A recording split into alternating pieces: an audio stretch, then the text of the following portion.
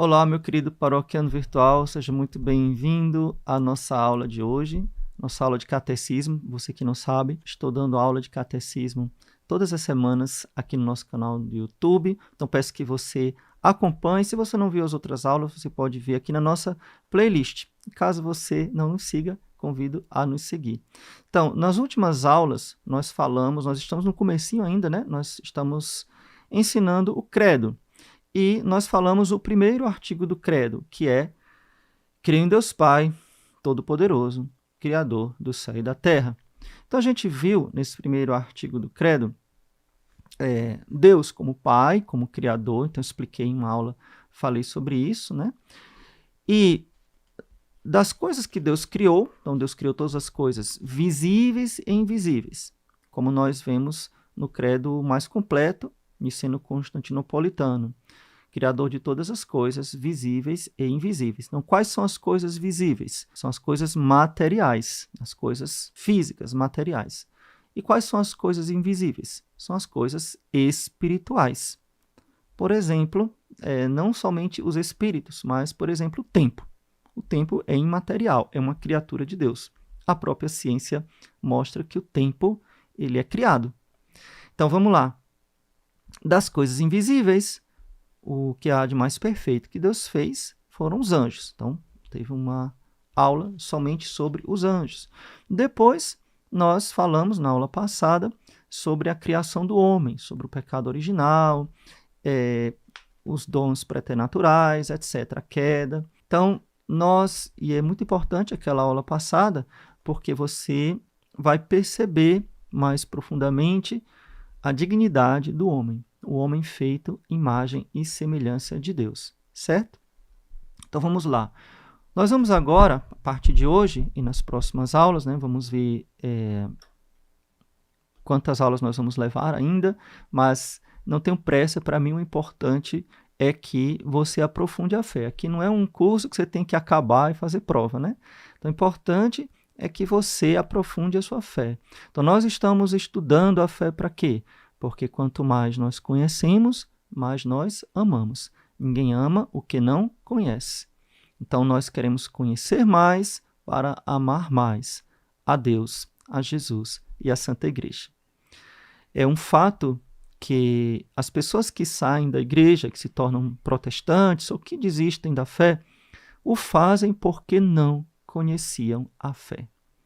E a partir do momento que as pessoas que estão fora da igreja, sejam pessoas que estão na igreja protestante ou que estão afastadas da igreja, começam a conhecer a fé, elas percebem que a verdade está na igreja que Jesus Cristo fundou, a Santa Igreja Católica. Eu tenho visto inúmeros testemunhos de jovens, de adultos, que conheceram o catecismo, tiraram as suas dúvidas, viram que as suas encrencas, as suas dúvidas eram coisas simples de serem resolvidas, perceberam pela luz da razão e da fé, iluminado pela fé, pela graça de Deus, que a doutrina da igreja é a verdade que Jesus deixou.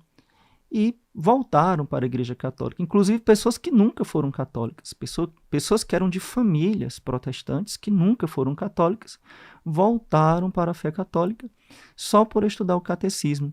Então, eu estou me dirigindo a você, que acredito que me assiste é católico. Se você não é católico, seja bem-vindo para conhecer mais a doutrina da igreja, a doutrina, o ensinamento do nosso Senhor Jesus Cristo, e para que você entenda a importância e eu recorde a importância de você estudar.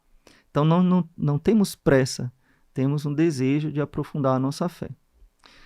Vamos lá. Então, hoje passamos para o capítulo 3, na verdade, eu estou pegando como base na aula de hoje o Catecismo de São Pio X, mas como eu falei desde a primeira aula, eu uso também o Catecismo da Igreja Católica, o Catecismo Romano, também conhecido como Catecismo de Trento, e outros catecismos, né? Então, não estamos seguindo apenas um texto, tá? Então, vamos lá. O segundo artigo do credo: creio em Jesus Cristo, seu único Filho, um só seu Filho, nosso Senhor. Então a gente primeiro viu, creio em Deus Pai, agora creio em Jesus Cristo, um só seu Filho, nosso Senhor. Então, esse artigo, esta frase nos ensina o seguinte. Então, quando eu digo que eu creio em Jesus Cristo, um só seu Filho, Filho de Deus Pai, e nosso Senhor, eu estou dizendo o quê? Que eu creio que Jesus Cristo é a segunda pessoa da Santíssima Trindade. Ele é Deus igual ao Pai em majestade, em divindade. Então, foi ele que, junto com o Pai, criou todas as coisas. Então, ele é Criador, ele é Senhor, como o Pai. Isso é importante porque nós cremos em um só Deus, só existe um Deus, mas este Deus também são 3 pessoas. E nós falamos sobre isso também em aulas passadas, tá bom? Então, a segunda pessoa da Santíssima Trindade, que é nosso Senhor Jesus Cristo, que antes da encarnação nós chamávamos o Verbo de Deus, ou segunda pessoa da Santíssima Trindade. Então, o Pai, o Verbo e o Espírito Santo, né? A palavra, ou a segunda pessoa da Santíssima Trindade e o Espírito Santo. Então, a partir da encarnação, ele recebe um nome, Jesus Cristo. Então, vamos lá. Por que o Filho, não? Então, era o Pai, o Filho e o Espírito Santo, né? Podemos chamar assim, o Pai, o Filho e o Espírito Santo. Mas esse Filho, que é também chamado Verbo, a gente vê lá no Evangelho de João, capítulo 1, versículo 1, no princípio era o Verbo, né? Enarche ren hologos, no princípio era o Verbo. Então nós chamamos também de Jesus Cristo. Então vamos lá. Por que se chama Filho a segunda pessoa da Santíssima Trindade? Porque é gerada pelo Pai por via da inteligência desde toda a eternidade. E por este motivo se chama também Verbo eterno do Pai. Eu expliquei em outra aula, vou fazer uma rápida revisão aqui. Quando nós falamos gerado, não significa que existe um princípio, porque eu fui gerado pelos meus pais, mas antes eu não existia. Então, fui gerado no tempo. Quando a gente fala que o Verbo, o Filho de Deus, é gerado, nós estamos falando de uma natureza. Claro, nós não conseguimos contemplar a divindade, a trindade, né?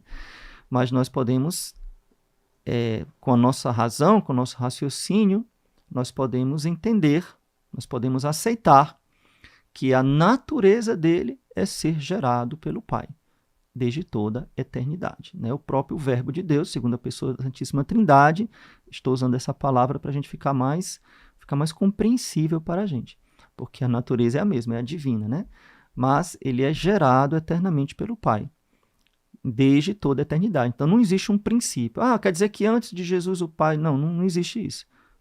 Deus já é assim, entendeu? Ele já é assim. Ele é Pai, ele é Filho, ele é Espírito Santo. Ele não se torna filho, ele já é, desde sempre, tá bom?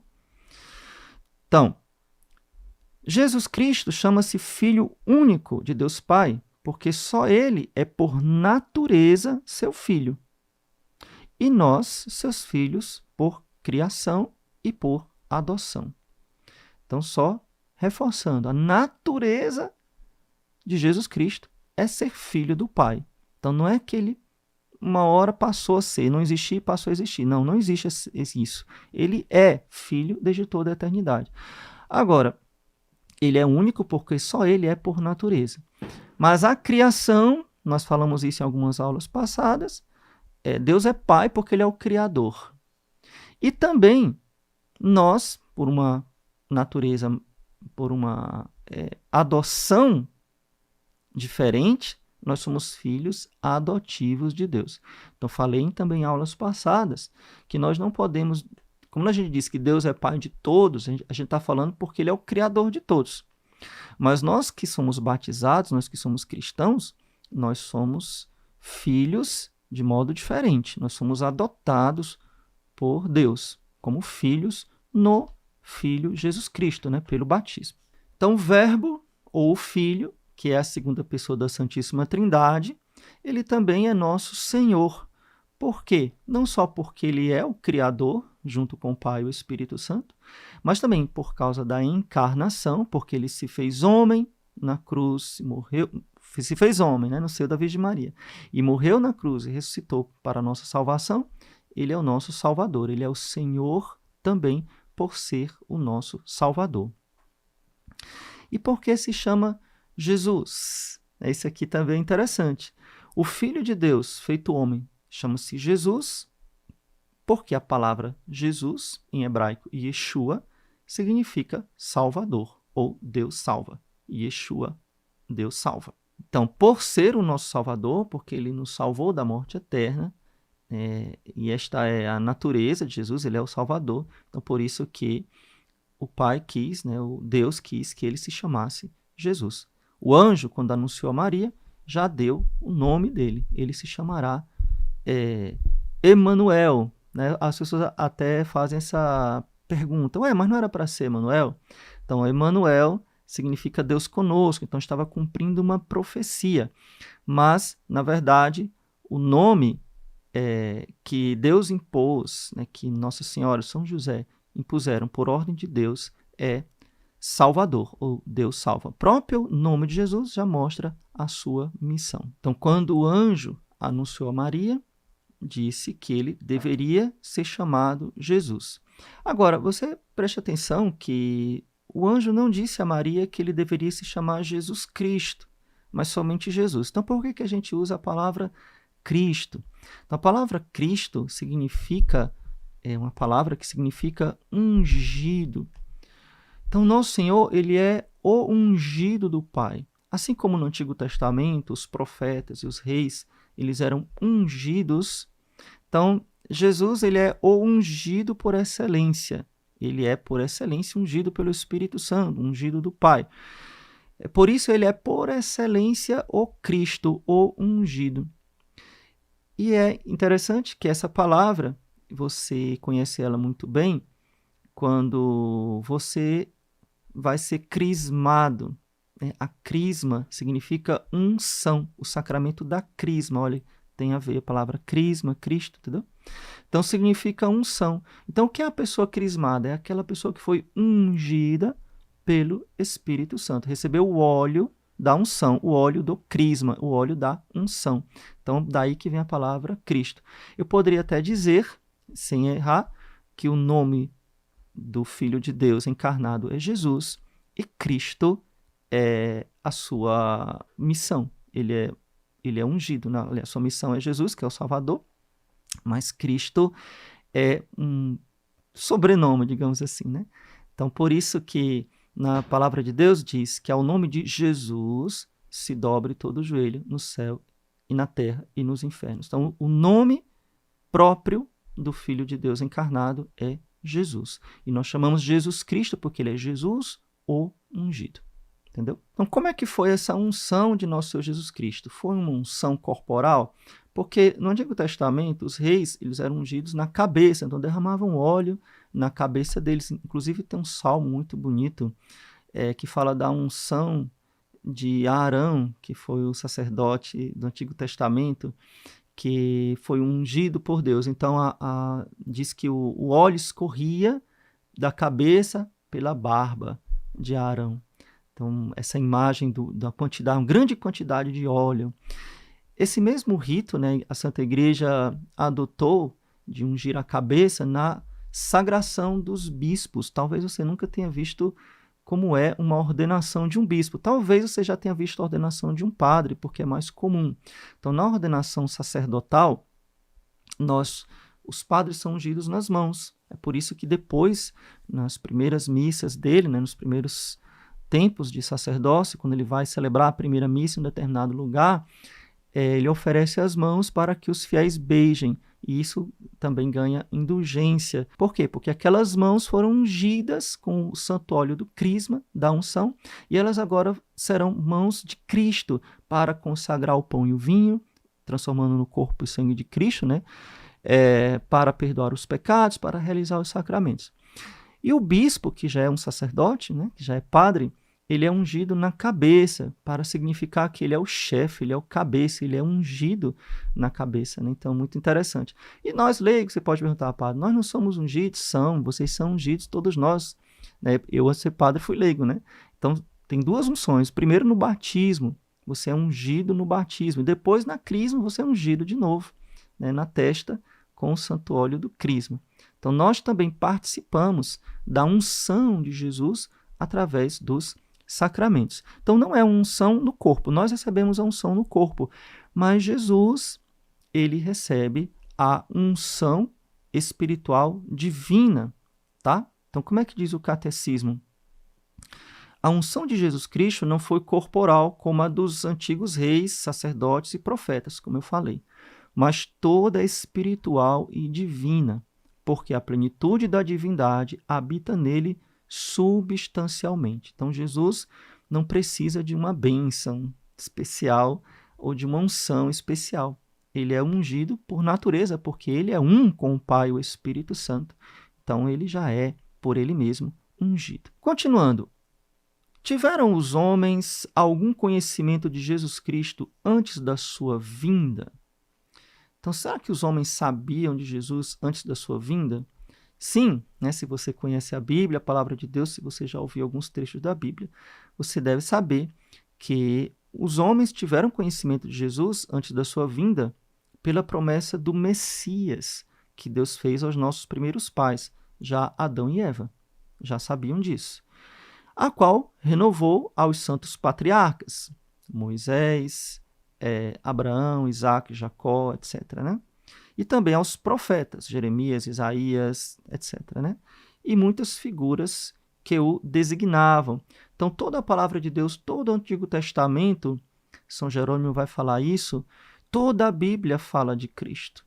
Tudo, os acontecimentos bíblicos, as imagens bíblicas, todas elas apontam para Cristo. Então, mesmo séculos e séculos antes de Cristo, milhares de anos antes do nascimento do Salvador, Deus já estava, desde Adão e Eva, como fala o catecismo, já estava pré-anunciando o nascimento do seu filho. Por exemplo, e isso é muito bonito, talvez você não saiba, aqueles acontecimentos bíblicos, por exemplo, a passagem do Mar Vermelho. Então, uma história real, né, onde o povo judeu estava escravo no Egito, Deus o conduz, tem toda aquela ceia, né, eles matam o cordeiro e tem que comer o cordeiro inteiro, sem quebrar os ossos, e o sangue do cordeiro aspergido, né, eles passam nos umbrais das portas, né, pintam assim como um sinal, porque o anjo da morte ia passar, ia matar os primogênitos. Então, toda essa história é muito bonita. E depois eles fogem e ficam presos, encurralados à beira do Mar Vermelho, tendo atrás o exército do faraó. Deus manda Moisés tocar a água do Mar Vermelho com a vara se abre não, gente, o mar se abre, tá? Desculpa aí que eu tô meio confuso, né? O mar se abre e o povo passa pelo Mar Vermelho. O exército do faraó corre atrás do povo. Quando está no meio do mar, o povo já tem saído para outra margem. E Moisés toca de novo e o mar fecha e o faraó, todo o exército do faraó se afogam no Mar Vermelho. Pronto, toda essa história que você já viu, filmes, desenhos animados, ou já deve ter lido na Bíblia, tudo isso que aconteceu verdadeiramente é um sinal de Cristo. Sinal do povo de Deus, sinal da sua vida. A sua vida está ali. Por exemplo, você foi escravo do pecado. Digamos que uma pessoa que foi batizada quando adulta, ou mesmo quando bebezinho, já era escrava do pecado, porque pertencíamos a Satanás. Sabia? Então, antes do nosso batismo, Satanás tinha direito sobre nós. Por isso que no batismo existe um exorcismo, né? Então, no batismo tradicional é muito bem evidenciado esse exorcismo, mas também no batismo atual, o novo, né, do novo rito, também tem um pouquinho, mas também ainda tem. Então, por quê? Porque antes do batismo, Satanás teria direito sobre nós. Então, o povo escravo no Egito do faraó é símbolo, sinal, profecia, né, da nossa própria escravidão. Nós somos escravos do pecado.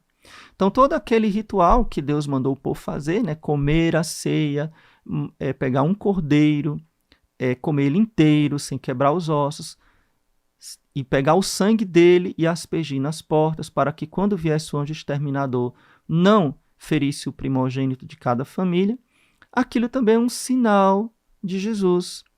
São João Batista vai dizer, quando vê Jesus, eis o Cordeiro de Deus, que tira o pecado do mundo. Então, ele é o Salvador. Jesus foi crucificado e nenhum osso seu foi quebrado, e o seu sangue nos liberta da morte. Então, como é que isso se realiza? Então, quando o povo vai fugindo, ele não tem como escapar do faraó, assim como nós não conseguimos nos libertar da escravidão do pecado, sem a graça de Deus. Então, Deus fez o povo passar pelo mar, nas águas, né, do Mar Vermelho, e assim também, para nós nos libertarmos da escravidão do pecado e do demônio, nós passamos pelas águas do batismo. Então, Jesus criou o sacramento do batismo, justamente que é o ritual aonde nós recebemos a graça de Deus e nos tornamos filhos de Deus, nos tornamos livres. Na medida que o Mar Vermelho se fechou e afogou Faraó e os seus exércitos, o demônio foi derrotado pelas águas. Então, pela água do batismo, o inimigo é derrotado. Nós nos tornamos livres, filhos de Deus, e o demônio não tem mais poder sobre nós. É muito bonito o rito do batismo, se a gente faz com todos os detalhes, né? Quando a gente faz traça o sinal da cruz na testa da criança, pelo menos no rito antigo é assim, que a gente diz, tu demônio não ouses profanar este que nós marcamos com o sinal de Cristo. É muito bonito. Então, você e eu somos marcados com o sinal de Cristo. E o demônio não tem mais direito sobre nós. Como é que ele tenta reaver esse direito? Nos fazendo cair no pecado mortal. Então, o que é o pecado mortal? É o querer ter saudade das cebolas do Egito, querer voltar para a escravidão. O povo de Deus no deserto, ele sentia saudade do Egito. Por incrível que pareça, né? E Deus, enfim, toda a história sagrada é muito linda. Então, Deus foi provando o povo, foi amadurecendo, foi educando. Então, teve todo aquele episódio das serpentes. Então, veja, o povo no deserto, as serpentes começaram a picar por causa das murmurações deles, começaram a morrer. Então, Deus mandou Moisés esculpir uma serpente de bronze. Aí o pessoal que fala mal das imagens, né? E colocar numa haste bem alta. E todo mundo que olhava para a serpente ficava curado. Bastava olhar para a serpente de bronze. Aí, senhores protestantes, está na Bíblia isso aí. Então veja que Deus não só mandou fazer uma imagem, mas mandou fazer a imagem de um animal horroroso, por sinal, né? Porque nem era um animal bonitinho. E bastava olhar. Aí você fica falando que a gente beija ou toca nas imagens. Bastava olhar. Se olhasse para aquela serpente, que inclusive lembra o demônio, né? Porque a serpente no Antigo Testamento é o demônio, lá no Gênesis, né? Mas, enfim, Deus quis, Deus mandou Moisés fazer isso. E é símbolo daquele que foi elevado no alto da cruz. Se olharmos para ele com fé, pedirmos a cura do veneno da serpente. Qual é a serpente que nos pica e que nos leva à morte? O demônio. O antigo tentador, lá do livro do Gênesis. Então, quando nós caímos no pecado mortal depois do batismo, veja que eles já tinham passado pelo Mar Vermelho. Então, se depois do batismo acontece de você cair no pecado mortal, olha para a cruz. Olha o Salvador. Ele nos perdoa de novo, através do sacramento da penitência, da reconciliação. Então, toda essa história que eu falei, que dá vontade de falar bem muito, porque é muito bonito, para dizer que toda a Bíblia fala de Jesus Cristo. Todo o Antigo Testamento fala de nosso Senhor Jesus Cristo, aponta para Cristo. Quem vai dizer isso é um santo, né, que é muito conhecido, porque foi o santo que traduziu toda a Bíblia do original para o latim, que é São Jerônimo, dessa tradução chamada Vulgata, muito usada pela igreja até hoje, né, a tradução que a igreja usa. E existem outras, a igreja usa também uma chamada Neo-Vulgata. Mas vamos lá, isso não importa pouco para nosso escopo aqui, nosso interesse aqui.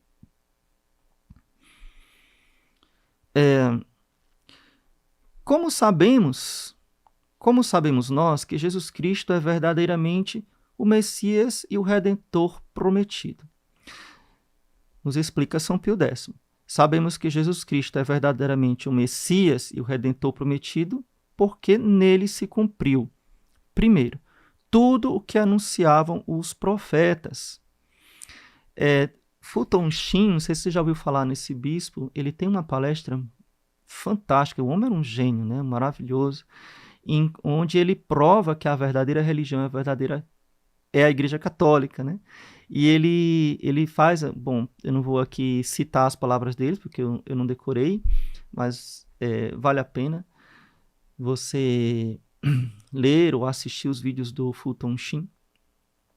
Então, ele falava o seguinte: veja, todos os fundadores de religiões, Maomé, Buda, etc., Confúcio, ou qualquer outro fundador de religião, eles começaram em um determinado momento a pregar a sua doutrina, a sua filosofia, e fundaram sua crença, a sua religião, baseada neles mesmos. Mas, vai dizer o Santo Bispo, né? A verdadeira religião, que é a Igreja Católica, o fundador foi anunciado muitos séculos antes. Então já se esperava o nascimento. E quando ele nasceu, foi se cumprindo palavra por palavra de tudo que tinha sido anunciado e já estava escrito séculos antes. Inclusive detalhes da vida de Jesus, onde ele ia nascer, de quem ele ia nascer, de uma virgem, como ele ia morrer, até detalhes da paixão: arrancaram minha barba, cuspiram no meu rosto. Então está lá no profeta Isaías, capítulo 43, o servo sofredor, se não me engano, 43. Então você vai ver o cumprimento das profecias nas palavras de Jesus, nos milagres de Jesus. Tudo aquilo tinha sido já profetizado antes. Então esse é o primeiro motivo pelo qual nós temos certeza que Jesus é o Salvador, é o Messias enviado por Deus.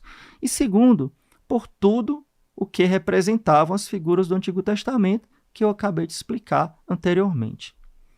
Então, o que é que prediziam as profecias acerca do Redentor?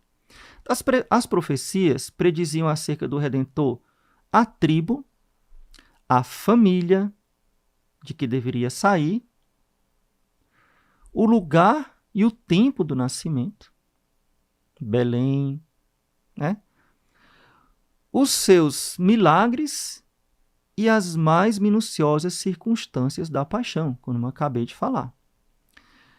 A sua ressurreição e ascensão ao céu, o seu reino espiritual universal e perpétuo, que é a Santa Igreja Católica. Então, quais são as principais figuras ou símbolos do Redentor, de nosso Senhor Jesus Cristo, no Antigo Testamento? Então, são Abel, que é o inocente Abel, que foi morto por Caim. Então, figura de Jesus. Figura, né? Símbolo. O sumo sacerdote Melquisedeque, que no Antigo Testamento oferece pão e vinho. Interessante, porque todos os sacrifícios do Antigo Testamento é de carne. São ovelhas, bodes, pombas, sei lá o que, bois.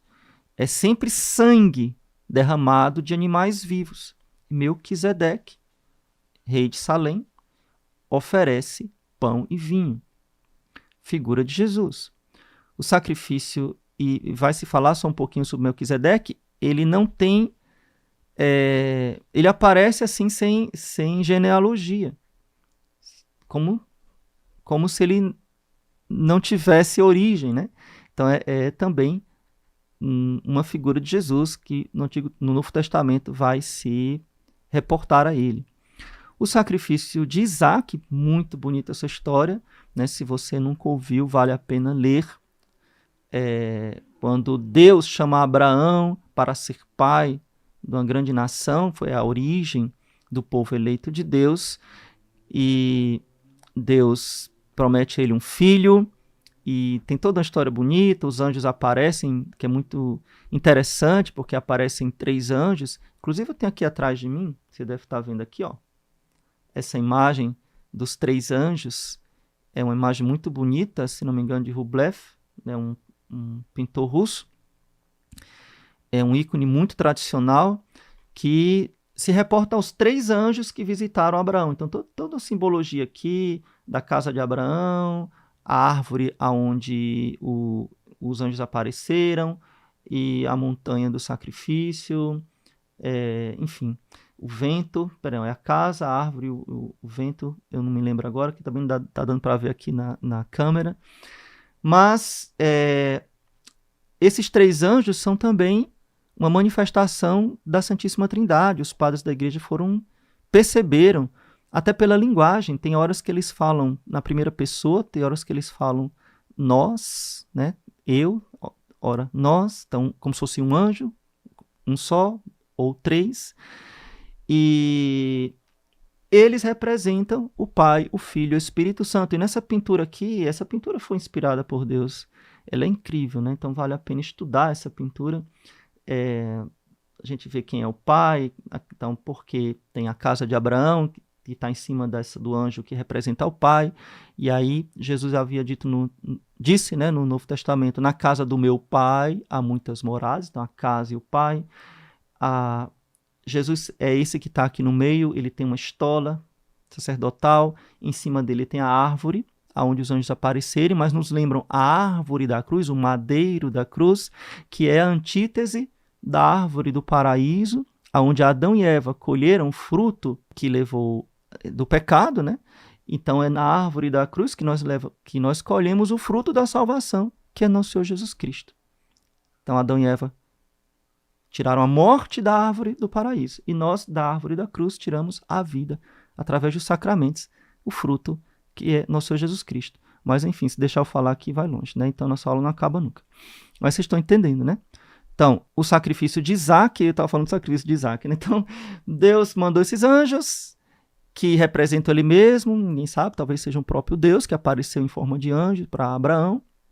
Disse que ele ia ter um filho, ele não acreditou, a mulher dele era velhinha, ele também era velhinho, então ele quis fazer do jeito dele, então foi ter um filho com a escrava, e teve um filho com a escrava, né, que é Ismael, mas Deus disse, não é esse, foi uma confusão, e depois, quando ele já estava bem velhinho mesmo, e Sara, que era a mulher de Abraão, bem velhinha mesmo, por milagre de Deus, teve um filho de Abraão, e Abraão, quando o Isaac tinha 12 anos, Deus mandou ele subir no monte e sacrificar o seu filho.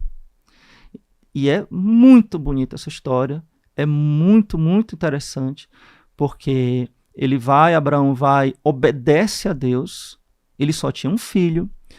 Você pode dizer, padre, que coisa louca, Deus mandar ele matar um filho e Abraão achar que aquilo era Deus. Por quê? Porque todos os outros deuses vizinhos das nações vizinhas, falsos deuses, tá? Demônios. Mas, enfim, cada nação, cada cidade, cada povo tinha seu deusinho lá, ou seus deuses, né? Então eles mandavam matar crianças. Por quê? Porque os demônios têm ódio das crianças, né? Se eu vou começar a falar disso aqui, não vai ter fim. O demônio tem ódio das crianças, porque a criança lembra o Verbo encarnado, lembra o nosso Senhor Jesus Cristo. Então o demônio desde sempre quis prejudicar as crianças. Por isso nós vemos o aborto, ideologia de gênero, etc. Então, os deuses das nações vizinhas mandavam matar crianças e as pessoas sacrificavam as crianças, queimavam as crianças vivas para aplacar a ira dos deuses. Então, quando Abraão escutou Deus dizendo, mata teu filho Isaac, ele é um Deus igual aos outros, né? Assim, não entendia bem como é que era, mas vê que é a mesma coisa, né? Então, ele foi achando que era normal. Você está entendendo? Abraão achava que era normal. Mas vocês imaginam a dor de Abraão tendo que matar o seu filho. Oferecer o seu filho em sacrifício a Deus, o único filho. Então ele foi com um jumento, um burrinho, 2 servos, um burrinho, Isaac e lenha. Recolheu lenha. E ele deixou os servos embaixo com o burrinho. Quem é que entra em Jerusalém montado num jumentinho? Né? Nosso Senhor Jesus Cristo. Então, Isaac sobe o monte e o pai, Abraão, manda ele levar o feixe de lenha. Quem é que sobe o monte do Gólgota carregando lenha nas costas? Nosso Senhor Jesus Cristo. Então, quando chega lá em cima do monte, eles recolhem pedras, fazem um altar de pedra, e Abraão, olha gente, dá para você passar muito tempo rezando e refletindo sobre esse texto, porque é um dos textos mais lindos da Bíblia. Então você vê, Abraão amarra o seu filho. Jesus foi amarrado e pregado na cruz. Então Abraão amarra seu filho, Jesus também foi amarrado. E Isaac era um adolescente, Abraão era um velhinho. Vocês acham que Isaac não teria força de fugir do seu pai? Claro que teria. Mas Isaac muito docilmente deixou o pai amarrar ele. E Abraão botou Isaac em cima da lenha. O pai permitiu que seu filho subisse em cima da cruz.